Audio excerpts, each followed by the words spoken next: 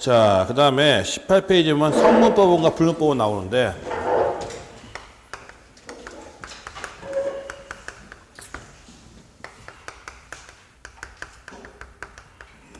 자, 그러면 문서화된 법, 문서화되지 않은 법이죠. 그러면 성문법원에서 아까도 얘기했지만 제일 위에 있는 법이 뭐예요? 헌법. 제일 위에 있는 헌법이죠. 뭐. 그렇죠? 헌법 밑에는 법률이에요. 법률은 국회 많이 만들어요. 법률은 국회 많이 만들 수가 있어요. 그 다음에 법률 밑에 뭐가 있냐면 법규 명령이라는 게 있어요.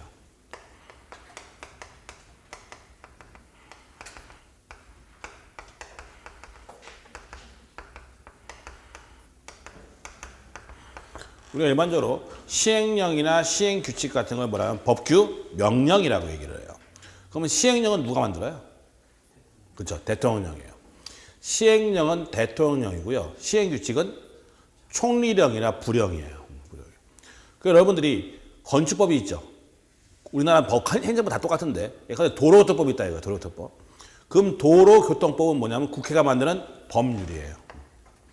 그러면 도로교통법 밑에는 뭐냐면 도로교통법 시행령, 시행규칙이 다 붙어 있어요. 마찬가지 건축법도 마찬가지, 주택법도 마찬가지 다 똑같아요. 대한민국의 행정법규는 전부 다 법이 있으면 밑에 시행령, 시행규칙이 다 붙어 있어요.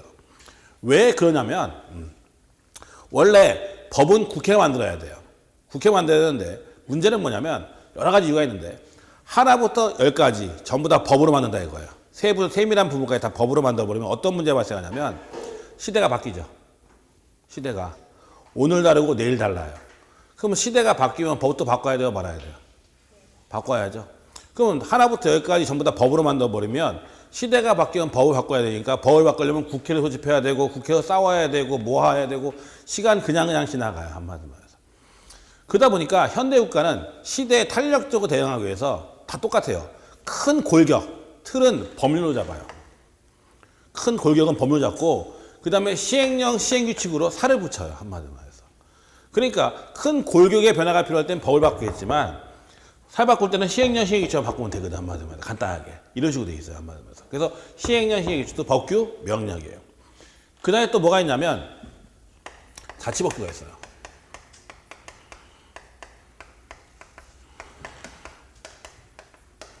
조례와 규칙이 있어요. 이거 자치법규라고 하는데 조례 누가 만든다? 조례는 누가 만들어요? 지방의회가 만들어요.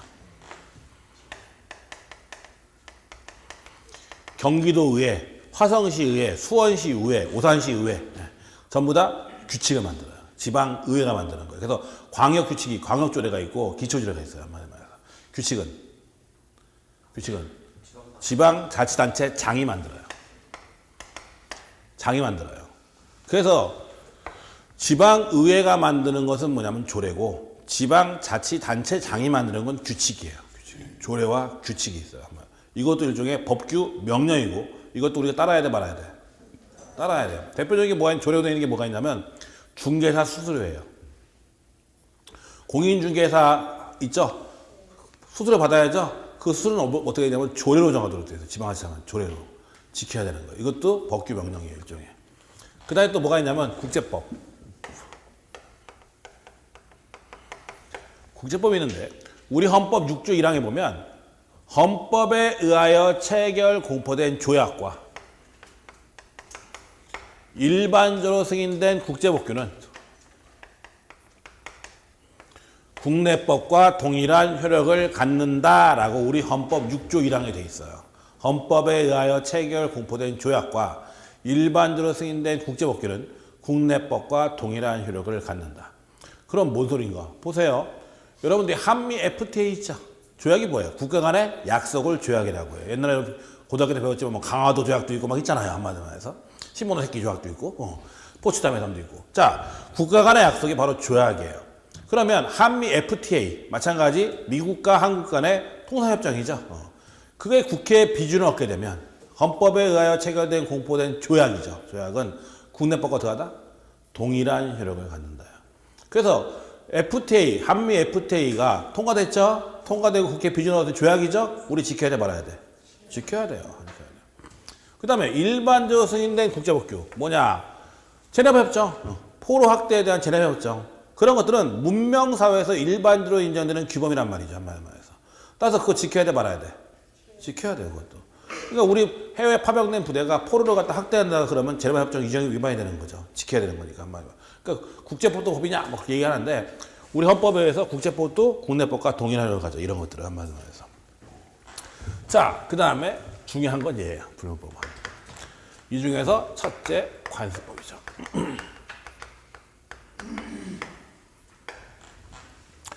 제일 시험에 많이 나와요. 관습법은 시험에 맨날 출제하는 게 관습법이에요. 이 중에 제일 많이 출제하는 게. 자, 일단 관습법이 뭐냐 했대. 관습법이란 첫째, 의를 보면 일반 사회에서 계속 반복된 관행이고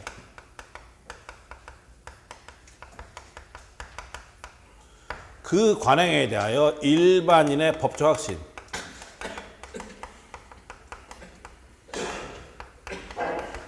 이 있으면 관습법은 성립한다라고 얘기해요. 일반 사회에서 계속 반복된 관행이 있고 그 관행에 대하여 일반인의 법적 확신만 있으면 관습법은 성립한다라고 얘기해요.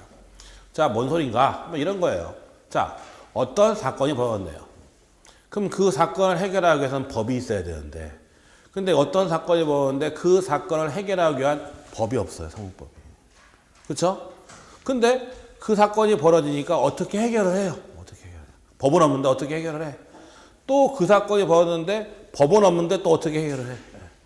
그 사건만 벌어졌다 하면 법 규정은 없는데 어떻게 해결하는 방법이 있어요.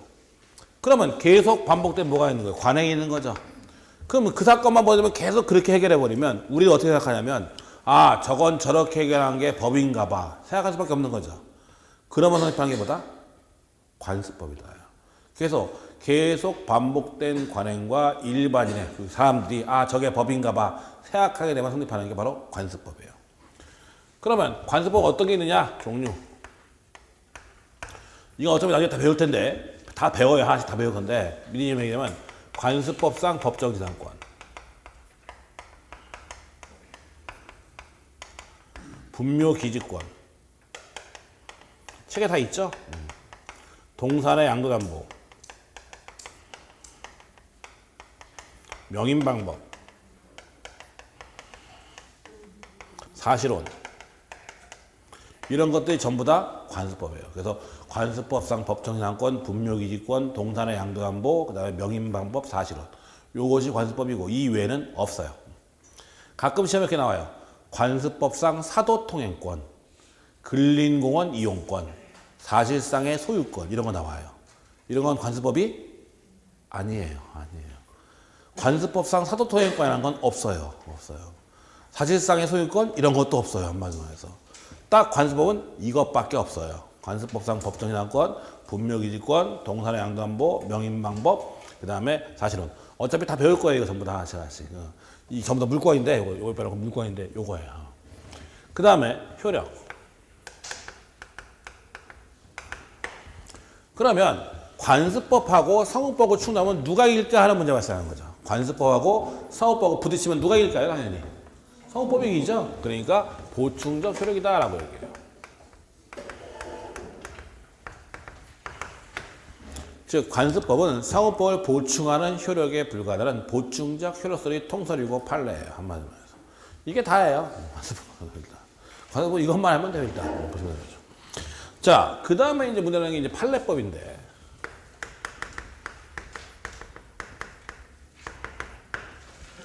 자, 이 판례법이 이제 문제였는데, 이 판례법은 그게 있어요. 자, 아까 잠깐 얘기했는데, 영국이나 미국은 불문법주의국가라고 했죠. 불법주의국가예요. 그럼 걔들이 가장 중요시 여기는 게 뭐냐면 관습이에요. 관습법이죠. 그러면 그런 관습법이 있는지 없는지는 어떻게 확인이 되냐면 법원의 판례에서 확인이 되는 거예요. 그래서 영미법 국가를 불문법주의 국가라고도 하고 관습법주의 국가라고도 하고 판례법주의 국가라고도 해요. 왜냐하면 관습법이 있는지 없는지는 판례에서 확인되다 보니까. 그러니까 영미법에서는 판례가 가장 중요한 법원이에요. 여러분들이 미국 영화 있죠. 미국 법정 영화. 그런데 보면은 변호사 한 일이 뭐냐면 변호사가 그래요. 1920 몇 년도에 아리조나주 지방법원이 이렇게 판시한 적이 있어요 라고 얘기를 해요. 보라마나. 그럼 판사가 보고 맞네. 그럼 똑같이 판결해요. 왜냐하면 걔들은 선례 구속의 원칙이라는 게 있어요. 즉 옛날에 애가 있으면 그게 현재도 구속이 된다는 거예요. 한마디로. 그래서 선례 구속의 원칙이라고 하는데 걔들은 판례가 법이다 보니까 선례 구속의 원칙이 되어 있어요. 근데 우리나라는 성헌법주의일까요? 불법주의일까요? 성헌법주의국가고 판례라는 것은 법을 해석하는 기준에 불과해요. 따라서 판례는 법원성이 인정되지 않고 사실상의 효력만 있다라고 얘기해요. 판례법은 법원이 아니고 사실상의 효력만 있다라고 얘기를 해요. 자, 요게 뭐냐? 사실상의 효력이 있다는 얘기가. 이거는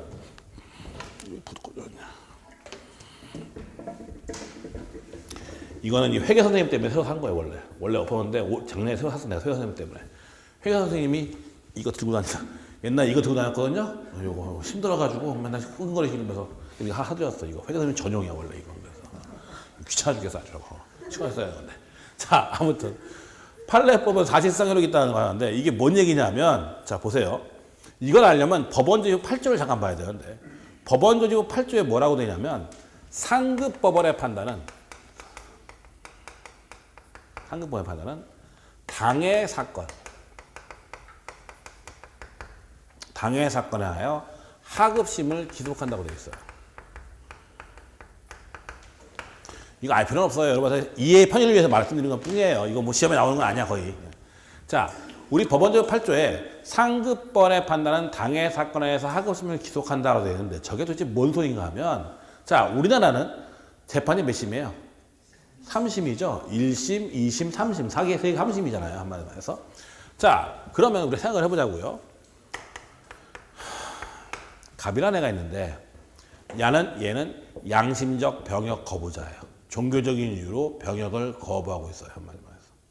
그러면 우리 대법원도 그렇고 헌법재판도 그렇고 지금 현재까지는 양심 실현의 자유를 인정해서 양심적 집총 거부 인정 못한다. 지금 현재 판례는 대법원도 그렇고 헌법재판도 그래요. 그래서 양심적 병역 거부를 인정하지 않는 게 판례예요. 지금 현재. 자, 근데 갑이라는 애가 있는데 1심에서 병역 거부하니까 너 병역 거부해서 유죄 판결이 돼요. 우리가 헌법 17조에 보면 양심의 자유가 있어요. 양심의 자유인데 양심 실현의 자유를 인정할 것인가에 대해 논란이 되는 게 사실은. 아무튼 1심에서는 유죄 판결을 내렸어요. 억울해요. 항소하니까 2심 가니까. 2심에는 조금 진보적인 판사들이 앉아 있어요. 그래서 양심 실현의 자유 인정하겠다. 그래서 무죄 판결 때려요. 2심에서는. 3심 올라가요. 그러면 상급법원은 하급법원의 판단에 대해서 두 가지가 있어요. 파기 자판이 있고요. 파기 환송이 있어요. 하급심의 판단에 대해서 상급법원에다 이의제기하면 상급법원에서는 파기 자판하는 경우가 있고 파기 환송하는 경우가 있어요. 그럼 파기 자판은 뭐냐면 말 그대로 하급심의 판결을 파기하고 자판 스스로 판결해서 끝낸다는 거예요.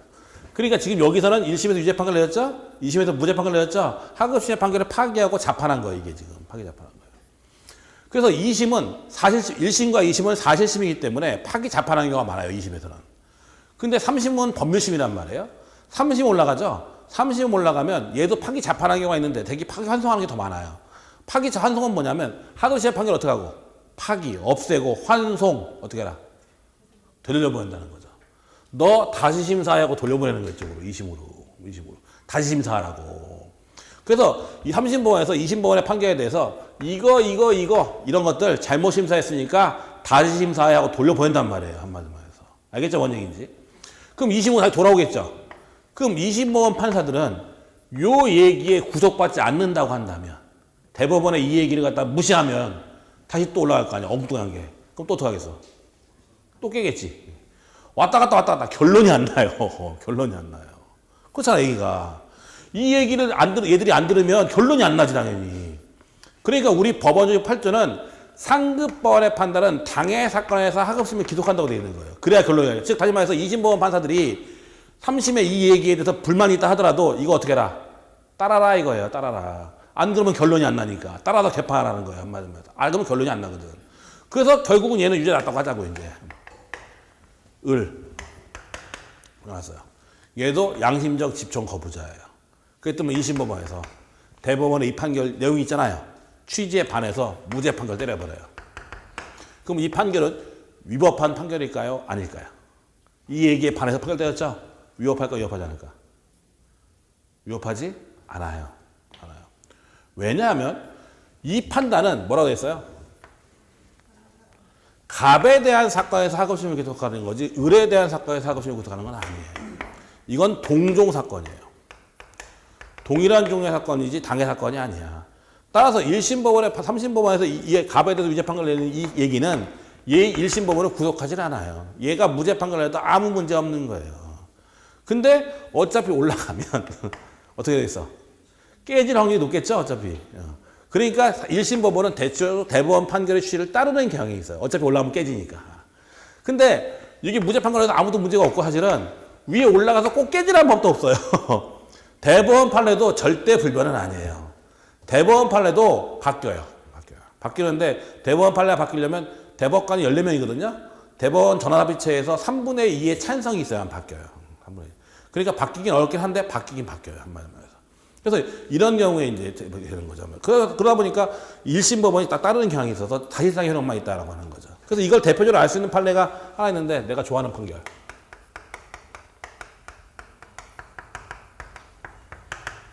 이 사건을 보면 확실히 알 수가 있어요. 아주 유명한 사건인데 딸들의 반란 사건. 자, 이 사건은 어떤 사건이냐면 10년도 넘었어요. 지금 10년 넘었는데 용인에서 모 종중이 땅을 팔았어. 아파트 부지로 땅을 팔았어요. 자, 그러면 나중에 여러분 배울 때도 이거 종중 땅이 있죠. 종중 땅. 종중 땅이 있어요, 없어요? 있죠. 선산도 있고 제유지도 있고 땅이 있는데 그 종중 땅은 누구 땅이냐면 종중 구성원의 총유라고 하는 공동 소유 형태예요. 여러분이 아는 공동 소유는 공유밖에 없죠. 공유밖에 없는데 사실 민법의 공동 소유는 공유도 있고 합유도 있고 총유도 있어요. 가장 일반적인 공유고 한마디로 말해서. 근데 이제 종중 땅은 종중 구성원의 총유라는 공동 소유예요, 원래. 자, 그래서 종중에서 땅을 팔았죠, 이제 팔았어요. 팔아 돈이 엄청 나왔어요, 한마디로 말해서. 그러니까 이제 그 돈은 누구 거예요? 종중 구성원의 공동 소유잖아. 그러니까 종중 구성원한테 날아갔어요. 어떻게 날아가느냐? 성년의 남자 1,000만 원, 미성년 남자, 그렇죠? 그 다음에 시집 안 간 여자들, 아가씨들 씨한테는 500씩.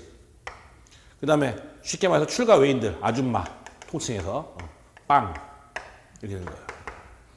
종종 돈 나눠주면서 성년의 남자는 1,000만 원, 그다음에 미성년 남자하고 저 여자 아가씨들한테 500씩, 그다음에 아줌마들은 출가 외인이잖아. 빵 해버린 거예요, 한마디로 말해서. 그래서 성질 급한 아주머니들께서 종중을 상대로 소송을 제기했어요. 자, 나도 무슨 김씨 무슨 파 맞아 안 맞아? 맞잖아. 우리가 뭐 시집 간다고 해서 성 바꾸는 것도 아니고 미국처럼, 그렇죠? 근데 왜 나 돈 안 줘? 하고서 소송을 제기한 사건이 한 10여 년 전에 있었어요. 아주 이 사건이 굉장히 중요한 사건이에요, 이거에 사실은. 자, 그랬더니만 1심 법원과 2심 법원에서 원고 패소해요. 아줌마들 졌어요. 왜 졌느냐? 우리 대법원의 확고한 입장은 뭐냐면 종중이란 성년의 남자로 구성된 집합체예요. 뭐? 성년의 남자만 종중의 구성원이라는 게 대법원의 판결이고 그게 관습법이에요. 대법원이 인정하는 관습법이에요. 종중의 남자라는 게. 자, 그러면 성년의 남자는 종중의 구성원이 아니야. 맞죠? 그럼 돈 달라고 요구할 수 있는 권리가 있어 없어? 있죠. 미성년 남자하고 아가씨는 종중의 구성원이 아니야. 아니죠. 돈 달라고 요구할 수 있는 권리는 없죠. 근데 너 용돈 써라 줄 수는 있어요 없어요? 있지. 그러니까 받은 건 문제가 없다는 거죠. 아줌마 종중의 구성원이 아니야. 아니죠. 돈 달라고 요구할 수 있는 권리 없으니까 안 줘도 상관이 없는 거죠, 한마디로 말해서. 그러니까 1심 법원과 2심 법원에서 원고 패소가 나온 거예요. 그다가 이제 3심 대법원 갔죠. 재밌었어요, 대법원 이거. 얼마 전에도 재밌었던 일이 하나 있었는데, 분묘기지권 때문에 얼마 전에도 재밌었는데, 요때도 재밌었는데, 대법원은요, 법률심이기 때문에 변론기를 안 열어요, 거의. 그러니까 변론기이 뭐냐면, 이런 소송을 제기하면, 소송에 나가서 떠들어야죠. 말을 해야죠. 그 말을 하는 게 이제 재판 날짜, 변론기라고 하는 법률용어로, 그 재판에 나가서 증거 제출하고 뭐 얘기하고 그것은 1심과 2심, 4실심만 해요. 3심은 대법원은 법률심으로서 1심과 2심에서 올라온 서류만 검토해요. 서류만 검토하고 판결하지 그 변론기를 열진 않아요. 재판 날짜 잡진 않아요. 근데 이제 이 사건에서 이제 예외적으로 변론기를 열었어요. 변론기를 여는 게 되게 예외적인 건데 변론기를 열었어요. 열어가지고 6개 대표자들 있죠. 김이 뭐 이름이 성이 2개잖아. 막 김이 뭐 이렇게 돼 있고. 그다음에 저쪽에 안동에서 갓산 할아버지도 있잖아. 그 할아버지 유림계 대표자들하고. 요쪽에 이제 6개, 요쪽에 유림계 해가지고 변론해봐 했던 거죠. 한마디로 말해서. 떠들어보세요 했던 거예요. 난장판이었어요. 한마디로 말해서. 저런 근본 없는 것들 하면서 이제 할아버지들. 이 노인네가 막 그냥 싸우고. 자, 막 싸웠는데 결국 대법원이 판결되었어요. 뭐라고 되었냐? 결론은 간단해요. 시대가 바뀌었다. 시대가 바뀌었다. 지금은 여성의 사회 참여가 늘어나고 있고 우리 헌법에서도 남녀 평등을 보장하고 있다. 종교, 성별에 차별받지 않는다고 남녀 평등을 보장하고 있어요. 헌법에도. 보장하고 있는 현실에서 종중의 구성원을 남자만 하는 것은 시대착오적이다. 따라서 지금 이 순간부터는 여자들도 종중의 구성원이 될 수 있다라고 판결을 내려버렸어요. 근데 이 판결은 그 이후에만 적용된다예요. 왜냐하면 그 전에까지 소급해서 적용시켜버리면 옛날 20년 전에 나와준 것도 문제가 생기거든. 그래서 이 판결 이후에만 적용된다고 판결을 때린 거죠. 한마디로 말해서. 그래서 그 이후로 여자들도 종중의 구성이 될 수 있었던 거예요. 그럼 이 판결은 어떻게 된 거냐면 원래 1심과 2심은 대법원 판결을 따랐어요? 안 따랐어요? 따랐는데 대법원이 뒤집은 거예요. 거꾸로 지금 현재 이렇게 해버린 거예요. 대법원 판결 바뀌어가지고. 알겠죠? 원래. 그래서 이 사건이 굉장히 유명한 사건이에요. 한마디로 법적으로. 그래서 지금은 여성들도 종중의 구성이 될 수가 있게 됐어요. 한마디로 말해서. 그러니까 이제 종중이 모여요? 안 모여요? 잘. 본지도 못 써. 저번에 조폭감 내라고 해서 조폭감 냈는데 본지도 거의 없어요. 근데 저런 일 있으면 뭐야 안 뭐야. 돈 준대. 가야 돼 말아야 돼. 가야지. 여자들 가야 돼 말아야 돼. 다 만사제치고 가야죠. 그죠? 돈 생기는데 보시면 되죠. 아무튼 이렇게 되는 거예요. 여자들도 가야 돼요. 지금은 보시면 되는 거죠. 알겠죠? 뭔 얘기인지? 이게 그래서 이제 판례법은 법이 아니다고 하는 거예요. 판례법은 법이 아니고 사실상 효력만 있다라고 얘기하는 거예요. 그래서 그 다음에 이제 아까 잠깐 얘기했는데 조리. 조리가 뭐냐면 아까 법률의 규정을 쓰면 뭐해야 하고 민사에 가서 법률의 규정을 쓰면 관습법에 하고 관습법이 없으면 뭐해야 한다? 조리해야 한다고 했죠? 조리가 뭐냐면 사물의 본질, 본성 이렇게 얘기하는데 쉽게 얘기하면 상식이라고 생각하면 돼요. 자, 지금 어떤 사건이 벌어졌네요. 근데 법이 없어요. 그럼 뭐 적용해야 돼? 법이 없으면. 법률의 규정이 없어. 그럼 뭘 적용해야 돼? 관습법을 적용해야죠. 근데 관습법도 없어. 그럼 판사가 재판해야 되는데 나 법도 없고 관습법도 없어서 재판 못해. 이건 안 되잖아요. 한마디로 해서. 그때 최후로 적용되는 게 조리고 쉽게 말하면 그러면 상식에서 판단할 수밖에 없다는 거예요. 한마디로 해서. 보시는 거죠. 자, 일단 18페이지에 오면 성문법과 불문법 의의 나오는 거 볼 거 없고 비교는 별로 필요 없고 그다음에 3번에 성문민법에서 법률에서 나오고서 민법 1조에서 말하는 법률에는 국회에서 통과한 형식적 의미의 법률뿐만 아니라 민법전 이외에 민사특별법, 법규명령, 조약, 조례, 규칙 등 성문법규를 총칭한다고 되어 있죠. 아까 보면 민사에 관해서 법률의 규정을 쓰면 관습법에 간다 했잖아요. 그때의 법률은 모든 성문법을 얘기한다는 거예요. 국회 만든 법률만 얘기하는 게 아니라 이거 다 포함한다 이거예요. 한마디로 성문법. 그 다음에 첫 번째 민법전, 그 다음에 민사특별법 이런 것도 있고, 그 다음에 조약 옆에 있죠. 헌법에 의하여 체결 공포된 조약과 일반적으로 승인된 국제법규는 국내법과 동일한 효력을 가지므로 그것이 민사에 관한 것이면 민법의 법원이 될 수가 있다. 나와 있죠. 보시면 되고. 법규명령. 법률 이외에 법률에 의하여 위임된 사항 또는 법률의 내용을 집행하기 위해서 대통령, 국무총리, 각 부장관이 명령을 지정할 수 있고 이것도 민사에 관한 것이면 민법의 법원이 된다. 나와 있죠. 보시면 되고. 긴급명령과 긴급제재명령이 있는데 이게 뭐냐면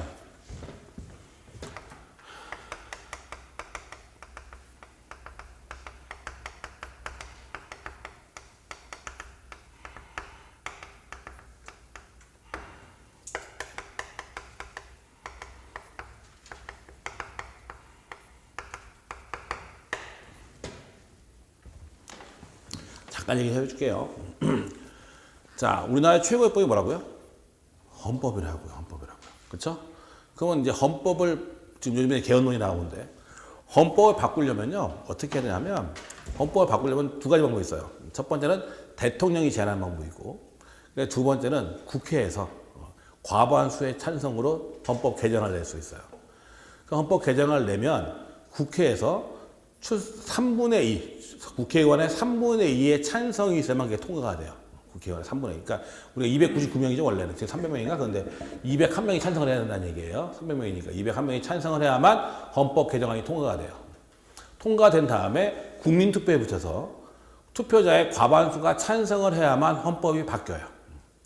헌법을 바꾸려면 좀 오래 걸려요. 절차가 다 있으니까. 그래서 제안은 대통령이 할 수도 있고 국회의원의 과반수가 제안할 수도 있는데 제안하고 나서 국회의원의 3분의 2의 동의를 얻은 다음에 국민투표를 거쳐서 확정이 돼요. 한마디로.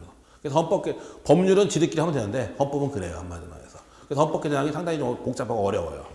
자, 근데 지금은 없는데 옛날에는 긴급조치, 비상조치라는 게 있었어요. 이게 대통령이 발의하는 건데 이게 4공화국 때 50대 때 이 긴급조치나 비상조치 발의하면 이건 헌법과 동일한 의미가 있었어요. 옛날에. 그러니까 4공화국 당시에 대통령이 긴급조치 발의하죠. 발의하면 그것에 의해서 헌법을 제정할 수도 있고 개정할 수도 있고 폐지할 수도 있었어요. 그래서 4.50 당시에 대통령이 언론 출판의 자유 폐지해버리면 우리는 전부 다 입 닫고 살아야 돼요. 입 닫고 살고 전부 다 검열당하는 거예요. 그 다음부터. 인터넷 다 끝나는 거예요. 한마디로 해서. 그래서 4.55 당시에 긴급조치가 남발됐어요. 사실은. 그래서 긴급조치 9호까지 있었나 그랬던 걸로 기억하는데 그래서 뭐 외국에서 비방하는 사람 뭐 처벌하는 규정도 있고 별게 다 있었어요. 그 당시에. 좋은 것들이 좀 있었는데. 아무튼 있었어요. 그래서 여러분들이 옛날에 뭐 아주 옛날에 망한 영 하나 있어요. 긴급조치 19호인가? 이 망한 영 하나 있는데 그게 바로 이걸 얘기하는 거예요. 한마디로 해서. 그 다음에 50 당시에는 비상조치라는 게 있었어요. 비상조치라는 게 있었는데 이것도 마찬가지로 이걸 발의하게 되면 헌법을 바꿀 수가 있어요. 이걸 대통령이. 그럼 대통령이 마음대로 뭘 바꾼다? 헌법. 최고의 법을 바꾸는 거 지 마음대로.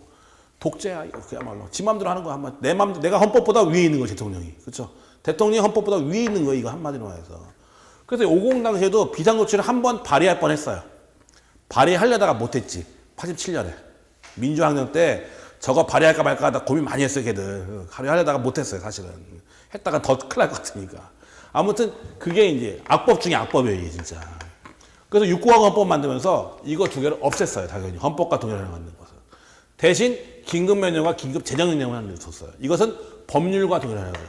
그러니까 이것도 헌법에 위반할 수 없는 거죠. 한마디로 해서. 근데 이거 긴급명령, 긴급재정명령도 대통령이 만드는 건데 이거 왜 만드느냐. 자, 법은 누가 만들어야 돼 원래? 국회가 만들어야지. 법을 만드는 건 국회고 법을 집행하는 건 행정. 대통령을 비롯한 행정부고 법을 판단하는 건 사법부란 말이에요. 한마디로 해서. 그러니까 그게 삼권분립이란 말이죠. 근데 법을 만드는 게 누구냐면 대통령이라는 거죠. 한마디로 해서. 긴급명령이나 긴급재정명령에서 법을 제정할 수도 있고 폐지할 수도 있게 돼버린 거죠. 한마디로 해서. 근데 저거 왜 하느냐? 어쩔 수 없다는 거예요. 긴급명령이나 긴급재정명령은 아무 때나 할 수 있는 게 아니라 국가 비상사태예요. 그래서 긴급명령에 대한 우리 헌법 규정을 보면 국가 안위와 관계되는 중대한 교전 상태에 있어서라고 나와요. 즉 내란이 일어났어요. 전쟁이 일어났어요. 그럼 내란이 일어나고 전쟁이 일어나고 그러면 국가가 혼란하죠. 그럼 통제할 게 있어. 통제해야 돼 말아야 돼. 뭐 피난민 나오고 통제해야 될 거 아니야. 그럼 국민의 자유와 권리를 제한하려면 반드시 법에 근거가 있어야 돼요. 한마디로 해서. 그러니까 그런 비상사태 때 통제를 해야 되는데 그럼 법을 만들어야 되는데 국회 소집하고 뭐하고 그러면 시간이 그냥 지나가는 거죠. 한마디로 해서. 그러니까 어쩔 수 없으니까 일단 대통령이 비상사태 대응하기 위해서 긴급명령이나 긴급재정령을 발의해서 실행을 해버리는 거예요. 일단. 실행을 하고 반드시 이건 국회의 사후 승인, 동의를 얻어야 돼요. 만들어 놓고 나중에 빨리 국회 소집해서 국회의 사후 승인을 얻어야만 효력이 있는 거지 국회의 사후 승인 못 얻으면 바로 폐지예요. 이거. 이렇게 되는 거예요. 그래서 지금 국가 비상사태에 대응하기 위해서 법률적 효력을 갖는 긴급명령, 긴급재정명령이 있는 거죠. 지금 현재 현행헌법, 현행 6.05헌법에서 긴급재정경제명령이 발의된 적이 딱 한 번 있었어요. 여러분들 몰랐죠? 뭐냐? 금융실명제예요. 금융실명제를 바로 긴급재정명령으로 발의했어요. 그 당시에. 그게 93년이죠. 9월 13년 8월 13일인가 그럴 거예요. 아마. 그 당시에 김영삼 대통령이죠. 그 당시에 김영삼 대통령이 어떤 일이 있었냐면 문제는 뭐냐. 여러분 다 알다시피 그 전에는 금융 전에는 가명계좌, 차명계좌가 난무했죠. 그렇죠. 그러니까 내가 김영삼이에요. 토장 만들어도 되고 내가 김정은이에요. 토장 만들어도 되고 마음대로 만들 수 있었어요. 가명계좌, 차명계좌. 그러다 보니까 지하 경제에 들어있는 돈 액수가 은행에 합법적으로 묻어있는 액수가 감당을 못할 정도였어요. 그래서 40 당시에 박정희 대통령 때도 박통 때도 그 금융실명제 하려고 노력을 많이 했어요. 사실은 할까 말까 맨날 고민하다가 이 경제에 미치는 영향이 너무 크다 보니까 못했던 거죠. 못하다가 이제 문제는 뭐냐? 금융실명제 다음 달에 할 거예요. 알면 어떻게 돼요? 얘기하면. 그렇지. 은행 달려가야 돼 말아야 돼. 달려가야지. 금융실명제 한대잖아. 그럼 은행 달려가가지고 뭐 해야 돼? 돈. 빼야지. 그것도 수표로 빼면 안 되죠. 들키니까. 뭘로? 현금으로. 돈 썩을 때까지 집에다 다 써놔야지. 10,000원짜리로, 저 200억 주세요. 이거지, 한마디로 말해서. 그럼 10,000원짜리 200억 하면 돈에 방에 가득이지, 뭐, 한마디로 말해서. 그럼 은행 어떻게 돼요? 막아놓은 거지, 뭐. 그렇게 되는 거예요. 그러니까 금융실명제를 한다는 걸 미리 얘기할 수가 전혀 없는 거예요. 얘기했다가 끝장나는 거니까. 경제가 그런 걸 휘청하는 거니까. 특 1급 보안상인 거죠.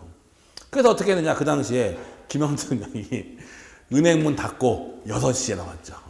6시에 딱 TV에 나와서 지금부터 금융실명제 한다. 앞으로는 가명계좌, 차명계좌 못 쓰고 기존에 있던 계좌들은 전부 다 실명 확인받아라. 그게 금융실명제잖아. 그 다음날부터 난리 났었죠. 나 같은 사람은 별로 상관이 없지. 왜? 없으니까 별로. 뭐 가명계좌도 없고 어차피. 그쵸? 근데 이제 큰일 난 사람들 몇 명 있었잖아. 머리 까다 아저씨하고 지금 누워있는 아저씨하고 그 아저씨 참 오래 살더라. 보니까 누군지 15년이 넘은 것 같은데. 그렇죠? 2,000매도 비자금 조성한 양반들. 솔직히 전두환 노태우 비자금은 얘 때문에 나온 거예요. 얘 없었으면 절대로 못 찾아요. 절대로. 찾을 수가 없어요, 이거 진짜. 가명계좌, 차명계좌를 성경은 어떻게 찾을 거야, 그걸. 근데 금융실명제 해버리니까 그 돈 찾으려니까 실명 확인 받아야 되니까 실명 확인 받으면 그 돈의 철자가 어디냐 외치잖아. 그러니까 들킨 거예요, 솔직히 한 말로. 안 했으면 절대 못 찾았어요, 그거. 2,000매도. 보시면 되는 거죠. 돈 안 내고 누워있지만 그 아저씨는 지금. 그렇죠? 어떤 아저씨 29만 5천원이가 있고. 그렇죠? 예. 아무튼 이렇게 되는 거예요. 그래서 이 금융실명제 한 다음에 바로 국회에 사후 승인은 없고 그날 금융실명제 관한 법을 또 별도로 만들었어 나중에 결국은. 그래서 이게 지금 그게 된 거예요 사실은. 그래서 지금 현행업법에서 적용하게 된 게 딱 그거 하나예요. 그 외에는 없었어요 여태까지는. 국가 비상할 때 하겠지 또 뭐 보시면 되고. 그 다음에 자치법규 조례와 규칙이고 그 다음에 헌법재판소 결정은 별로 볼 필요 없고 뒤로 넘어가서 불능법, 관습법 이거 주의하죠. 사회 구성원 사이에 일정한 행위가 장기간 반복되어 행해지는 관행 또는 관습이 존재하고 그러한 관행을 법규법으로 인식하는 사회 구성원의 법적 확신이 있을 때 관습법은 성립한다. 성립요건 일반 사회에 계속 반복된 관행과 일반인의 법적 확신이 있으면 관습법은 성립하고 국가가 그 관습법 인정 이럴 필요는 없어요. 그 두 개만 있으면 성립한다. 효력 통설과 판례는 민법 1조를 근거로 관습법은 성문법을 보충하는 효력이 있다고 한다. 보충조 효력설. 구체적인 예, 관습법상 법정지상권, 동산의 양도담보, 분묘기지권, 사실혼, 미분리 과실과 수목집단에 대한 명인방법 등이 있다 돼 있죠. 그 5개만 관습법이에요. 한마디로 말해서 보시면 되고. 네, 첫 번째 파트 잠깐 볼까요? 거기 보면 관습법이란 사회에 거듭된 관행으로 생성된 사회생활 규범이 사회의 법적 확신과 인식에 의하여 법적 규범으로 승인 강행되게 이른 것을 말하고 그러한 관습법은 법원으로서 법령에 저촉되지 아니하는 한 법칙으로 효력이 있는 것이고 또 사회의 거듭된 관행으로 생성된 어떤 사회생활 규범이 법적 규범으로 승인되게 이르렀다 하기 위해서는 헌법을 최상위 규범으로 한 전체 법질서에 반하지 아니하는 것으로서 정당성과 합리성이 있다고 인정될 수 있는 것이어야 하고 그렇지 아니한 사회생활 규범은 비록 그것이 사회에 거듭된 관행으로 생성된 것이라 할지라도 이를 법적 규범 삼아 관습법으로 효력을 인정할 수가 없다라고 되어 있죠. 자, 얘기가 뭔 얘기냐? 이게 딸때 발라야 나온 얘기인데 자, 관습법은 뭐가 있어야냐면 일반 사회에 계속 반복된 뭐가 있어야 돼요? 관행. 그 다음에 또 뭐 있어야 돼? 일반인의 법적 확신이 있어. 관습법 성립하죠? 그럼 관습법은 언제 없어지느냐? 폐지. 법을 만들었으면 나중에 없어질 수도 있잖아. 언제 없어질까? 관습법도 헌법에 위반하면 돼야 안 돼요? 관습법도 헌법에 위반하면 안 되겠죠? 그러니까 헌법을 최상위 규범으로 하는 법질서에 위반되는 경우. 또 하나는 언제가 있냐면 법적 확신이 없어지는 경우. 더 이상 국민들이 저건 관습법이라고 생각하지 않는 경우.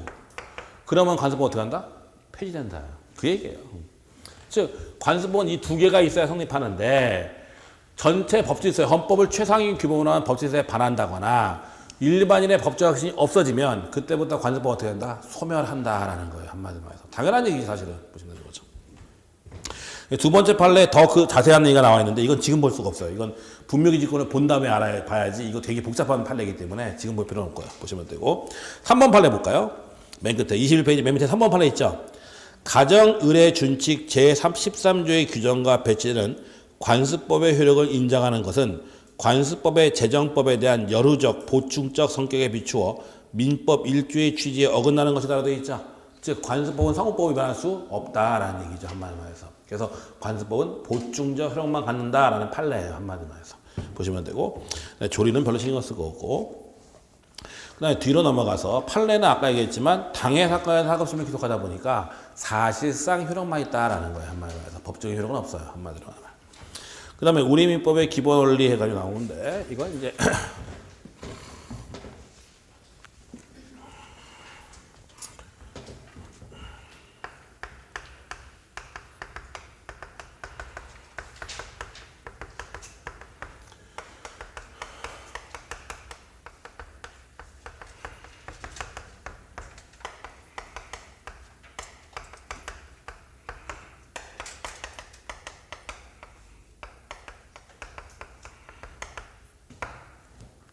우리가 이제 근대 민법의 3대 원칙이라고 하는데 소유권 절대 원칙, 계약자의 원칙, 혹은 사적 자치 원칙, 그 다음에 과실 책임 원칙 이 세 가지가 근대 민법의 절대적 3대 원칙이에요. 그러면 이게 그러니까 근대 민법 1800년대, 1900년대 쉽게 말해서 1800년대, 1900년대에는 이게 이제 절대적인 원칙이었어요. 자, 그러면 소유권 절대 원칙이 뭐냐? 말 그대로예요. 소유권은 절대적으로 보장된다. 그러니까 내 땅이 있죠. 그럼 내 땅이 있으면 내 땅에다 공장을 짓던 농사를 짓던 집을 짓던 마음대로 할 수 있다. 3층을 짓던 2층을 짓던 내 마음대로 할 수 있다. 소유권은 절대적으로 보장되기 때문에 내 마음대로 무조건 다 할 수 있다. 이게 소유권 절대 원칙이에요. 그런데 이 세 가지 원칙은 1800년대, 1900년대에 있던 이 세 가지 원칙은 현대 국가들로 전부 수정이 돼요. 뭐 그렇게 하면 기억하면 되는데 현대 국가들로 전부 다 수정되고 있다라고만 기억하면 되는 건데 자, 어떤 얘기냐? 보세요. 갑의 땅이 있어요. 그럼 갑의 땅이 있는데 이 옆에가 비행장이야. 비행장. 그럼 소유권 절대 원칙이죠. 그럼 소유권 절대 원칙을 관찰하다 보면 여기다가 20층짜리 건물 질 수 있어 없어요? 있어 없어? 있지. 소유권 절대 원칙이니까 딴 건데 소유권 절대 원칙 내 맘대로 다 할 수 있다며. 그러니까 20층을 짓든 30층을 짓든 상관없잖아. 한마디만 해서. 그럼 여기다 비행장인데 옆에다 20층 접어. 그럼 비행기 어떻게 돼? 부딪히는 거지 뭘 한마디로 해서. 그렇죠? 9.11 되는 거죠 한마디로 해서. 그렇잖아요. 그러다 보니까 현대 국가 들어가서 옛날에는 뭐 층수 낮고 뭐 별로 상관없었지만 요즘엔 비행장이니 뭐 햇빛 일조권이니 여러 가지 문제 발생하잖아요. 그러다 보니까 소유권은 절대적으로 보장된다 하더라도 현대 국가 옆에 땅하고 이해관계 조절해야 돼 말아야 돼. 조절해야 되니까 비행장 근처는 고도 제한이라고 해서 일정 층수 이상 건물 못 짓게 만들죠. 소유권 절대 원칙이 돼요. 수정되고 있죠. 제한받고 있잖아요. 그거죠. 그게 첫 번째예요. 그 다음에 계약자의 원칙 내지는 사적 자치 원칙. 이것은 뭐냐면 쉽게 말하면 네 맘대로 하세요. 쉽게 말하면 네 맘대로 하세요. 자, 뭔 얘기냐? 보세요. 내가 아침에 우유 사 먹으러 갔어요. 가게집에 우유 사 먹으러 갔어요. 그래서 아줌마 보고 우유 하나 주세요 했다는 거죠. 그랬더니 아줌마가 내 얼굴 딱 봤는데 어젯밤에 그 아줌마하고 나하고 주차 문제 대판 싸웠어요. 아줌마가 딱 날 보더니만 아침부터 재수없어. 기분 나쁘다. 안 판대. 안 판대. 문제 있어요? 없어요? 없지. 아줌마가 팔던 말던 그 아줌마 맘 아니야. 그쵸? 그럼 아니면 아줌마 그런 거죠. 잘 만났다. 우유 10,000원 하는 거예요. 10,000원에 팔겠대. 문제 있어? 없어? 없지. 내가 옆집 가서 사 먹으면 되지. 왜 거기서 먹어? 나도 기분 나쁜데. 그렇잖아요. 한마디로 해서. 즉 똑같은 얘기잖아요. 내가 집을 팔 때게 A한테 팔던 B한테 팔던 C한테 팔던 내 맘이죠. 1억에 팔던 1억 5천에 팔던 2억에 팔던 내 맘이잖아. 즉 상대방 선택의 자유, 내용의 자유, 방식의 자유. 내 맘대로 하면 된다는 거예요. 한마디로 해서. 똑같은 얘기. 여러분 인터넷 쇼핑몰 가보면 똑같은 물건이라도 가격은 천차만별이잖아요. 뭘 살지는 여러분들이 알아서 결정하면 되잖아. 그게 뭐예요? 사적 자치 원칙, 계약자의 원칙이에요. 누구하고 계약하든 얼마에 계약하든 어떻게 계약하든 네 알아서 하세요. 인터넷에서 하든 직접 가서 알아서 하세요. 이게 계약자의 원칙이에요. 한마디로 해서. 자, 근데 이것도 마찬가지. 현대국가에서 문제가 생겼어요. 뭐가 생겼냐? 독과점이 생겼어요. 독과점. 즉 쉽게 말하면 우리나라에 정유 3사가 있다는 거죠. 그렇죠? 그럼 정유 3사는 걔들이 독과점 아니야. 그러면 걔들이 그러는 거죠. 우리 1리터당 최소 10,000원 이상 받자. 18리터당. 그럼 계약자의 원칙을 관찰하다 보면 문제 있는 거야 없는 거야? 없지. 얼마에 팔든 지 맘인데 뭐. 그러면 휘발유 최소 10,000원에 팔면 우리 어떻게 해? 필요하면 10,000원이 아니라 100,000원도 사야 되는 거 아니에요 그거. 당연한 얘기 아니에요. 내가 차를 몰고 가야 되는데 10,000원이 아니라 1,000,000원도 사야 되고 어떻게 해. 그럼 그런 식으로 하다 보면 독과점 기업들은 굉장히 많은 이익을 얻을 수밖에 없다는 거죠. 그러다 보니까 공정거래에 관한 법률 이런 법들을 만들어서 계약자의 원칙을 어떻게 하고 제한하고 있는 거예요. 약관 규제하고는 마찬가지고 한마디 말해서. 그런 식으로 계약자 원칙, 사적 자치 원칙을 제한하고 있는 거예요. 마지막 과실책임 원칙. 이건 불법행위에 나오는 건데 과실책임 원칙은 불법행위에 나오는 건데 이게 뭐냐면 이거죠. 불법행위가 뭐냐면 일단 불법행위 개념을 알아야 되는데 자 불법행위가 뭐냐면 고의 또는 과실로 위법하게 타인에게 손해를 가한 경우 그 손해를 배상하는 게 이제 불법행위예요. 쉽게 말하면 뭐 간단한 거 여러분 다 아는 거예요. 내가 지나가고 있는데 택시가 와서 날 퉁 쳐요. 택시가 나 어떻게? 다쳤죠? 어떻게? 그냥 가? 그냥 가요 어떻게 해요? 어떻게 해요 여러분들? 누워야지 일단. 그게 누워야 되는 이유는 나중에 가르쳐줄 거예요. 나중에 채권법 보면 채권법 보다 보면 알게 돼요. 왜 누워야 되는지. 안 누우면 안 되는지 나중에 가르쳐줄 건데 아무튼 다쳤으니까 손해배상 청구할 수 있어요 없어요? 있죠. 그게 이제 불법행위로 한 손해배상이라는 거예요. 그럼 민법 750조에 불법행위로 한 손해배상 청구권이 있는데 불법행위로 한 손해배상 청구되려면 고의 또는 과실로 위법하게 타인에게 손해를 가해야 돼요. 그러니까 첫 번째 뭐가 있으면 고의 또는 뭐가 있어야 돼? 과실. 그러니까 쉽게 말하면 택시기사가 실수했어 안 했어? 했으니까 고의 또는 과실이 있고 그 다음에 누구도 함부로 타인의 생명, 신체, 재산을 침해하면 돼요 안 돼요? 안 되는 침해했으니까 위협하고 나 다쳐서 병원에 입원했으니까 병원비 들었으니까 손해봤죠? 그러니까 손해배상을 청구할 수가 있다. 병원비 달라고 할 수 있다라는 거죠. 그게 여러분이 일반적으로 알고는 손해배상이에요. 이게 750조에 있는 거예요. 민법에. 뭐 택시를 타던 누구한테 매맞던 다 이거 청구할 수 있는 거죠. 한마디로 말해서. 자 그러면 불법 행위로 한 손해배상을 청구하기 위해서는 반드시 뭐가 있으면 과실책임. 고의 또는 뭐가 있어야 된다? 과실이 있어야 된다. 그래서 과실이 없으면 책임 없다예요. 한마디로 말해서. 자 그럼 보세요. 어떻게 되나? 내가 옛날에 한번 그랬는데 내가 외곽순환도로에서 차를 몰고 가고 있었어요. 차를 몰고 가고 있는데 1차 소래터널에서 1차선 가고 있었어요. 1차선을 막 가고 있는데 갑자기 앞차가 쑥 빠지네 옆으로. 뭐야 보니까 앞에 트럭이 서 있어요. 앞에 사고가 난 거예요. 사고가 나가지고 1톤 봉고 트럭이 서 있더라고. 그리고 나 여기 차 가고 내 차 가고 있었는데 얘가 싹 빠졌죠? 보이잖아. 나 옆에 도망가야 되는데 옆에 차 있으니까 못 도망가죠? 어떻게? 왜 박아? 내가 운전 얼마 잘하는데. 브레이크 확 밟았지. 밟아서 끼익 했어요. 몇 cm 차이는지 모르겠어. 아무튼 서기 섰어. 나 분명히 쿵 안 했어. 쿵 안 했어. 섰어 나는. 그리고 룸밀러를 보니까 뒤에 차가 날라와. 날라오더니만 허허 하는데 날 받았어 얘가. 나 밀렸어. 또 받았어. 이렇게 했죠. A, B, C. 내 차 앞뒤로 부서지고 얘 뒤집어지고 얘 뒤집어 부서졌죠. 누가 배상해야 돼요? 나는 배상해야 돼 말아야 돼? 나 배상해야 돼. 앞에 차 배상해줘야 돼 안 해줘야 돼? 안 해줘도 돼요. 난 과실이 있어 없어? 난 섰어 안 섰어? 난 침해한 게 없어. 밑에 놈이 뚫고 뒤에 놈이 쳐가지고 나 친 거야 한마디로 말해서. 과실 없으면 책임 없다예요. 따라서 이건 전부 다 C가 독박이에요 전부 다. 당연한 거예요 그거는. 그러니까 얘가 내 차, 이 차, 지 차 다 고쳐야 돼요 지금 상황이 이렇게 돼버리면. 알겠죠? 옆에 근데 이제 내가 가지고 여기 나와가지고 그때 담배 필 때니까 담배 피고 있으니까 엠브라스 오더만. 타실래요? 그러더라고 나보고. 탈까 말까? 안 탔어요. 너무 멀리 가가지고.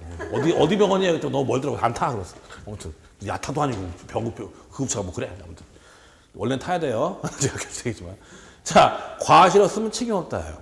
그런데 이제 문제는 뭐냐면 이게 이제 과실 책임 원칙인데 고의 또는 과실을 누가 증명해야 되냐면 피해자가 증명을 해야 돼요. 누가? 피해자가 가해자의 고의 과실을 증명을 해야 돼요. 한마디로 말해서.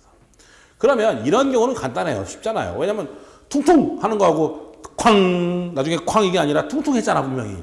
그러니까 이제 제가 잘못하면 다 입증되는 것이고, 그 다음에 길 가다 택시 치면 택시 잘못한 거 다 입증되는 거니까, 그건 별로 문제가 없는데, 문제는 뭐냐? A라는 애가 병원에 입원했어요. 맹장수술 받으러 갔어요. 죽었어. 맹장수술 도중에. 그쵸? 의료사고 난 거죠? 그럼 의료사고 나면 손해배상 청구할 수 있어요, 없어요? 있는데, 의료 과실이 있다는 건 누가 입증해야 돼? 피해자가 입증을 해야 돼요. 피해자가. 입증할 수 있어요? 아, 내가 무슨 의사야? 그리고 의사들한테 물어보면 가대는 개편이에요. 얘기 안 해줘요. 안 해줘요. 그 대표적인 사건이 있었죠. 신해철 사건. 신해철 사건, 그게 신해철이니까 문제된 거야. 솔직히. 우리 같은 사람이 죽으면 아무 신경도 안 써. 아무도 신경 안 쓰는데, 신해철 사건도 마찬가지예요. 한마디만 해서. 그 당시에도 이제 MBC, 내가 TV 보다 보니까 MBC PD수첩에서 의사들한테 인터뷰하니까 10명 중에 2명 대답하더만. 대답을 안 한대, 다. 대답 2명만 얘기하던데. 아무튼, 피해자에게, 가해자의 고의가 피해자가 입증해야 된다는 거예요. 더 황당한 거는 급발진이에요. 자동차 급발진. 자동차 급발진 타고 나잖아요. 저번에도 산타페 가다가 네가 못 살았잖아. 할아버지 살고. 마찬가지. 자동차에 결함이 있다는 건 누가 입증해야 돼? 피해자가 입증을 해야 돼. 입증할 수 있냐고, 그걸. 그러다 보니까 현대 국가 들어서 과실책임 원칙이 무과실책임 원칙으로 가고 있어요. 이증 책임이 전화의 법리라든지 일행의 추정 이론, 이건 미사동에 나오는 건데, 그런 법령에서 거꾸로 가해자에게 고의과실이 없다는 걸 입증하도록 이런 식으로 가고 있는 추세예요, 지금. 아직 우리나라는 간 거 아니에요. 아직 안 갔어요. 가려고 하고 있는 거지. 가려고 하니까 난리가 난 거죠. 그래서 지금은 신해철법도 마찬가지고 완전히 가야 되는데 가기가 힘들어요. 솔직히 그게 쉬운 게 아니야. 아무튼 변하고 있다는 거죠. 한마디로 말해서. 오히려 의사가 잘못한 게 없다는 걸 입증하도록 이렇게 되는 거죠. 아무튼 이게 과실책임 원칙이 수정된다라는 얘기예요. 그래서 여러분들이 그냥 그것만 기억하면 돼요. 근대민법의 3대 원칙은 얘다. 얘인데 현대 국가들은 다 수정된다더라. 뭐 그렇게만 알고 있어서 큰 문제는 없을 거예요. 보시면 되고. 그 다음에 민법의 해석이 나오는데, 그럼 민법 해석은 뭐냐면 법조문이 있죠. 법조문이 있으면 해석을 해야 되는데, 법조문 해석하는 방법은 여러 가지가 있는데, 뭐 학리 해석도 있고 물리 해석도, 논리 해석도 있는데, 이제 학리 해석. 몇 개만 가르쳐 줄게요. 여기서 이제 유추 해석이라는 게 있어요.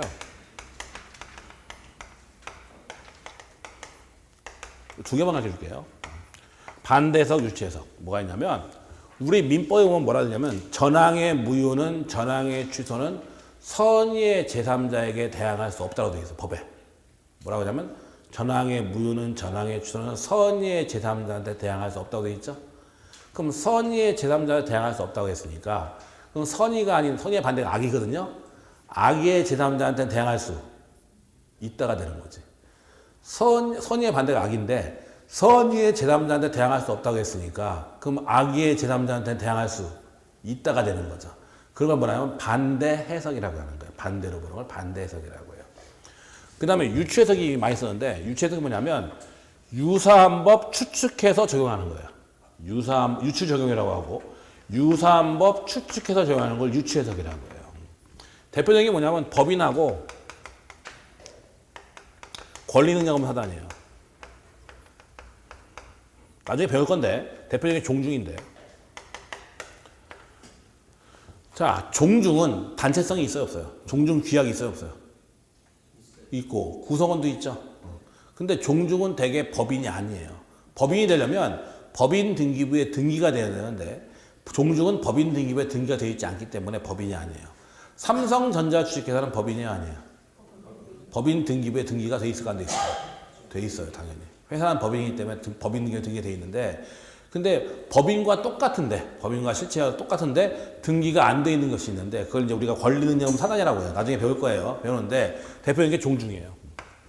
그러면 얘는 법에 규정된 바가 없어요. 그러면 법인하고 얘하고는 등기가 안 돼 있을 뿐이지 내용은 거의 비슷해 안 비슷해?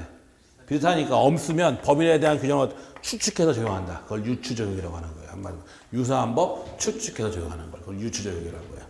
그 정도만 알고 있으면 될 거예요. 지금은 뭐 그 정도 보면 되고, 그 다음에 25페이지 보면 민법의 효력해서 시간적 효력, 뭐 사람에 대한 효력, 장소에 대한 효력이 나오는데, 거기 보면 사람에 대한 효력만 잠깐 할게 해줄게요. 자, 우리나라는 다 전 세계적으로 똑같은데 시험에 안 나와요. 잘 이건 상식으로 알려준 거예요.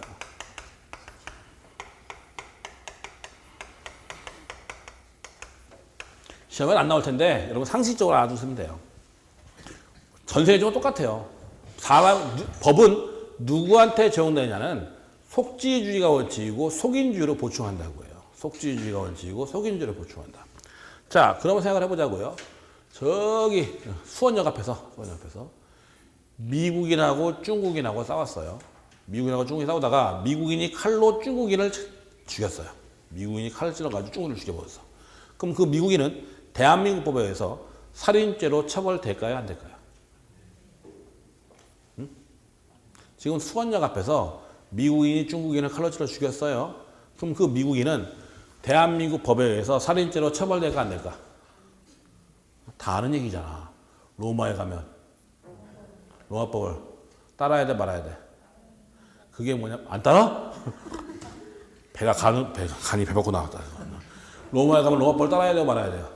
따라야죠. 그게 뭐냐면 속지주의 원칙을 얘기하는 거예요. 그 나라 영토 안에 있는 모든 사람들은 그 나라 법에 적용을 받는다. 여러분 미국 가면 미국법 지켜야 돼 말아야 돼? 지켜야지. 당연히 미국법 안 지키면 어떡해. 미국에서 신호 위반해봐. 과태료 물듯이 한마디로 말해서. 그렇죠?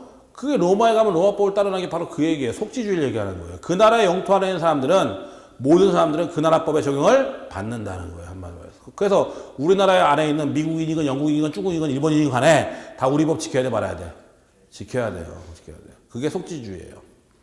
그 다음에 속인주의로 보충한다고 해요. 속인주의, 사람. 여러분들의 국적은 다 어디야? 대한민국이죠? 그렇죠. 대한민국이죠. 스티브 유 빼놓고 다 대한민국이니까. 자, 대한민국 국적을 갖고 있으니까 대한민국 국적을 가진 사람은 모두 그 나라 법에 적용을 받는다. 그러니까 여러분들은 다 대한민국 국적이기 때문에 여러분들 해외 나가도 우리 법 지켜야 돼 말아야 돼? 지켜야 돼요. 우리 법 지켜야 돼요. 해외 나가도. 그래서 일부 몰직한 인간들이 동남아 가서 보신관광 한다죠? 보신관광 해요. 그럼 동남아법에서 태국 가서 했다. 태국법에서 처벌될 수 있어요, 없어요? 잡히면 태국법에 처벌될 수 있어, 없어? 있어요. 당연히 태국법에서 있으니까. 우리나라 돌아왔죠? 우리나라 법에 처벌될까, 안 될까? 돼요. 우리나라 법에 처벌돼요. 그거 이중처벌 아니에요. 태국에서 처벌된 건 태국법의 문제고, 걔 우리 법도 지켜야 돼, 말아야 돼. 지켰는데 거기 어겼잖아. 우리 법에 처벌된 건 우리 법 문제예요. 물론 형을 감경해 줄 수는 있지만 처벌되는 건 똑같아요. 그 다음에 이 속지주의 연장선은 뭐가 있냐면 기국주의라는 게 있어요. 기국주의라는 게 있는데 이 기국주의가 뭐냐면 선박이나 항공기. 선박이나 항공기는 공해상을 돌아다니죠. 공해를 다녀요. 공해를. 전생을 다니니까 공해를 다니잖아. 그럼 공해상을 다니다 보니까 선박이나 항공기가 있는 위치는 어느 나라 영토도 아니에요. 한마디로 해서. 공해상을 다니다 보니까. 그러면 선박이나 항공기 내에서는 어느 나라 법을 적용받느냐 하는 문제가 발생하는 거예요. 그때 나오는 게 기국주의예요. 즉 모든 선박이나 모든 항공기는 국적이 있어요. 국적이 있어요. 그러니까 아시아나항공이나 대한항공은 어느 나라 거예요? 대한항공 우리나라 거죠? 우리나라 법에 적용받는 거예요. 그러니까 여러분이 인천공항에서 미국 LA까지 아시아나항공이나 대한항공 타고 가면 우리나라 법에 적용받아요. 근데 미국 비행기 타고 가죠? 뭐 하와이 항공, 뭐 노스웨스트 이런 거 타고 가잖아요. 유나이티드? 그럼 미국 법에 적용받아요. 그래서 다 틀려요. 적용받는 법이. 그래서 기내에서 난동하면 잡혀가요. 한마디로 해서. 근데 우리나라 법은 좀 약해가지고 그냥 처벌이지만 만약에 미국 비행기 타고 가다 난동 부리면 죽어요. 한마디로 해서. 죽는 수가 있어. 한마디로 해서. 대표적인 거 있죠? 땅콩해양. 우리의 유명한 땅콩해양 사건. 자, 그 인간은 땅콩해양 사건, 그 인간 생각해보면 어느 비행기에서 했어요? 대한항공이야. 그쵸? 어디에서 했어? 미국 땅이야. 미국 법 적용받을 수 있어요. 우리나라 법 적용돼 안 돼? 돼. 우리나라 인간일 뿐만 아니라 대한항공 안에 있으니까. 그쵸? 그러니까 걔는 미국에서 이제 왔으니까 만약에 미국에서 미국 법을 처벌될 수 있어. 걔 미국 못 갈 걸 아마 정말 당분간 가기 힘들걸? 미국 가면 처벌될 수 있으니까 그걸로. 걔는 미국 법의 정도 받고 우리나라 법의 정도 받는 거예요. 걔는 두 개 다 받을 수가 있어요. 근데 이제 도망갔으니까 끝난 거지 한마디로 말해서. 거기서 쓰면 거기 처벌됐을 거 아주 강력하게 내가 볼 때 걔는. 난동하고 똑같거든 한마디로. 이렇게 하는 거예요. 그래서 모든 나라에서는 그래 다 똑같아요. 그래서 그 나라 국적의 적용을 받는 거예요. 한마디로. 그래서 비행기 타고 갈 때. 그래서 술 먹으면은 어느 나라 비행기 타고 가야 돼? 대한항공 타고 가세요. 절대 노스웨스트 타고 가면 안 돼. 술 먹고 난동 폈다가 끝장나니까 한마디로 말해서. 알겠죠? 뭔 얘기인지 보시면 되죠. 이게 사람에 대한 요령이에요. 그 다음에 잠깐 쉬었다가 그 다음 얘기를 보도록 하죠.